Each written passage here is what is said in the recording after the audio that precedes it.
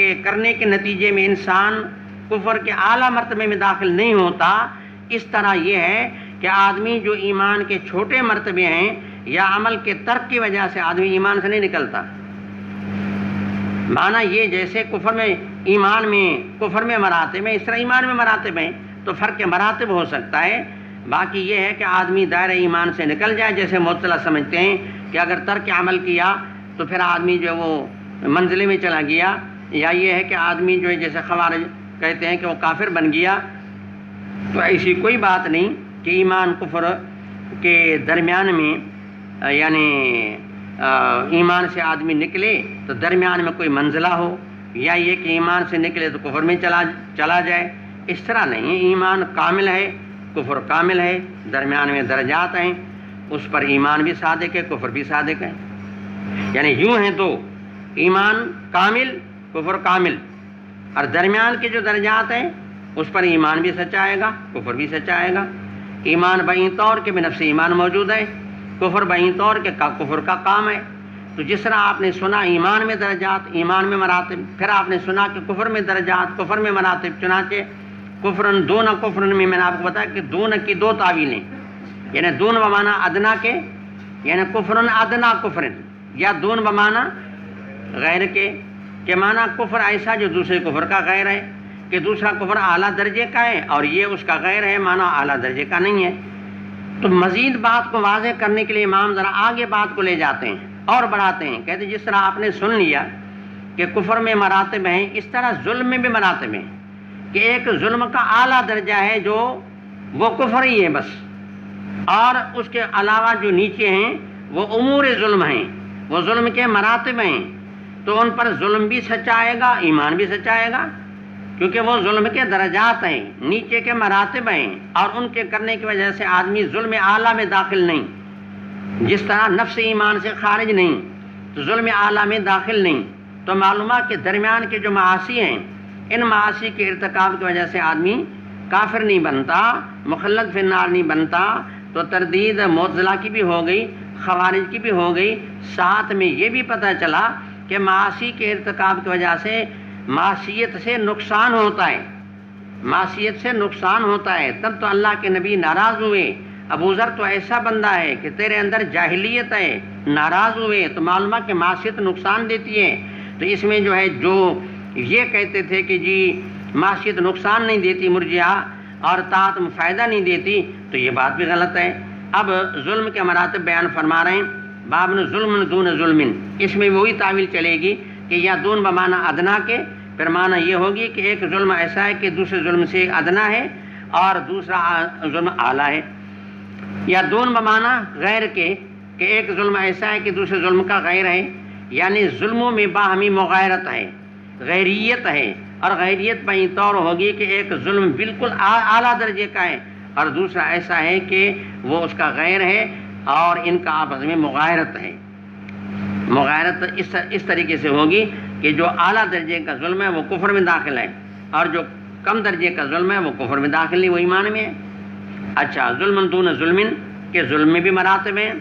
بھی قال حدثنا ابو الولید قال حدثنا شعبۃ قال حدثني بشر قال حدثنا محمد عن شعبہ۔ تو مدار تعویل کون بنا؟ جلدی بتاؤ۔ شعبہ کہ امام کی دو سندیں تھیں، پہلی سندہ ابو الولید سے شروع ہوئی اور دوسری بشر سے شروع ہوئی، دونوں آ کر کے کہاں ملی؟ شعبہ پہ۔ تو مدار تعویل کون ہے بولو؟ اور یہ پھر آگے لائن ایک ہو جاتی ہے کہ شعبہ بیان کرتے ہیں سلیمان سے، وہ بیان کرتے ہیں ابراہیم سے، ان الکمان عبداللہ۔ ایک سمجھ لیں، صحابہ میں عبداللہ اگر بغیر نسبت کے آ جائے کہ سمجھیں تو عبداللہ بن مسعود ہے، ٹھیک ہے، اور نیچے کے درجات میں اگر عبداللہ اکیلا آ جائے تو عبداللہ بن مبارک ہوتا ہے، اور صحابہ کے درجے میں حسن بغیر نسبت کے آیا تو حسن ابن علی ہوتا ہے۔ آیا سمجھ میں؟ تو یہ لفظ عبداللہ آیا تو اس سے مراد یہاں نسبت بظاہر مذکور نہیں، لیکن بین سطور میں لکھ دیا کہ یہ عبداللہ بن مسعود ہیں۔ لما نزلت آیت، جب آیت کریمہ نازل ہوئی، الذین آمنوا ولم یلبسوا ایمانہم بظلم، پہلے آیت کا مفہوم سمجھیں۔ اللہ نے فرمایا کہ جنہوں نے ایمان لایا اور اپنے ایمان کو ظلم سے خلط نہیں کیا، اپنے ایمان کو ظلم سے خلط نہیں کیا۔ تو اب انہوں نے، ان کے دل میں بات یہ آئی کہ ایک طرف ایمان ہے اور اللہ فرماتے ہیں کہ ایمان سے ظلم کو خلط نہ کرو پھر تمہاری نجات ہے۔ اب بات یہ ہے کہ صحابہ کرام اس کو سن کر کے ڈر گئے کہ ہم میں سے کون ہے جس کے ایمان یا ایمانی زندگی کے ساتھ میں اس کے ساتھ ظلم مخلوط نہ ہو، کون سا بندہ ہے جس کو گناہ نہیں کرتا یا گناہ اسے نہیں ہوتا۔ تو ہمارا ایمان اور ظلم یوں مخلوط ہیں، مخلوط پہ یہ طور ہیں کہ ہمارا جو وجود ہے اس میں دل بھی ہے، زبان بھی ہے، جوارے بھی ہیں۔ تو یہ ان دونوں کا اختلاط کیسے ہوگا؟ اختلاط تب ہوگا کہ مقصد یہ ہے کہ ہمارے بدن میں یعنی دل سے ایمان ہو تو اعضاء میں گناہ کے کام ہو تو وہ تو ہم سے ہوتے ہیں، روزمرہ روزانہ ہوتے ہیں۔ تو ایسا سمجھے کہ ہمارا ایمان جو ہے وہ خلط ملط ہو گیا ہے ظلم کے ساتھ، تو ہمارے نجات کا کوئی راستہ نہیں ہے۔ بیچارے ڈر گئے صحابہ کرام، نبی کریم صلی اللہ علیہ وسلم کی خدمت میں آئے تو یہ ساری اپنی تکلیف سنائی۔ انہوں نے فرمایا کہ اللہ نے کیا فرمایا کہ جو خلط نہ کریں ایمان کو ظلم کے ساتھ۔ خلط کی کیا معنی ہوتی ہے؟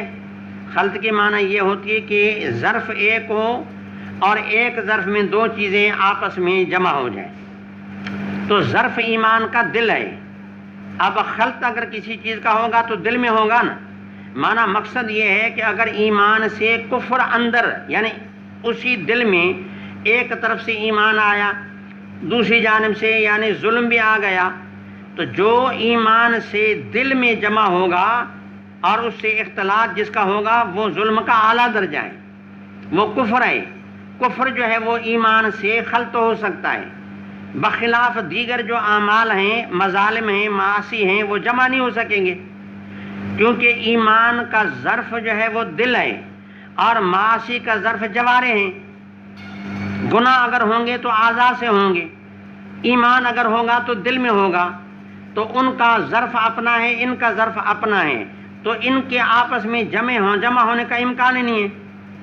اللہ نے یہاں لبس کا لفظ استعمال فرمایا، لبس کا لفظ قرینہ ہے کہ یہاں اس سے مراد ظلم کا اعلیٰ درجہ ہے، ظلم کا اعلیٰ درجہ کفر ہے۔ تو معلوم ہے کہ اللہ یہ فرماتے ہیں کہ ایمان کے بعد اسی کے دل میں بجائے ایمان کے ظلم نہ آئے۔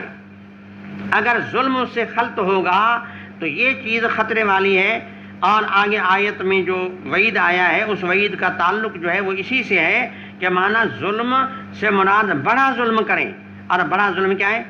کفر ہے۔ تو خلاصہ جواب کا اللہ کے نبی نے جواب دیا، اس کا خلاصہ یہ ہے کہ اللہ نے جو فرمایا ہے کہ ظلم سے خلط نہ کرے، اس ظلم سے مراد شرک اور کفر ہے۔ اس ظلم